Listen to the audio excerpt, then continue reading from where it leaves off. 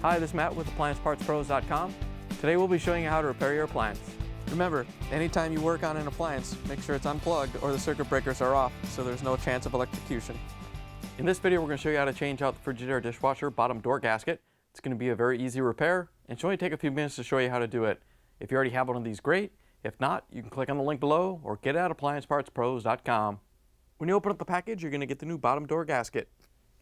The bottom door gasket helps seal the dishwasher door. The main reason you'll be changing it out is if it's damaged and you're getting water leaking on the floor. In order to change the part, we have to open up the dishwasher door and pull up the lower rack. Once you have it out, you can set it aside. Now that we have the rack out of the way, we have access to the bottom door gasket. It's just pushed into a channel. Just have to pull it out all the way across the door.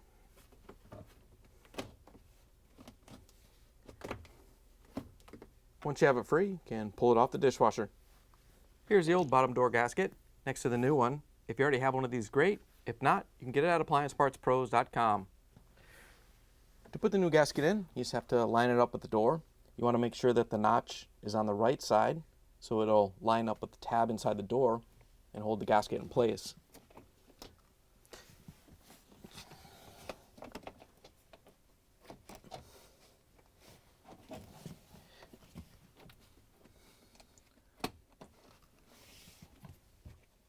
Once you have it in, you can just slide it back and forth and make sure that tab is locked into place, and then push it the rest of the way in.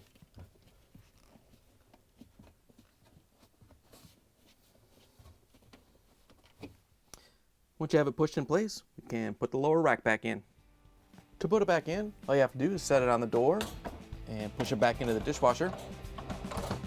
Once you have it in, we can close the door, plug it back in, and take it for a spin.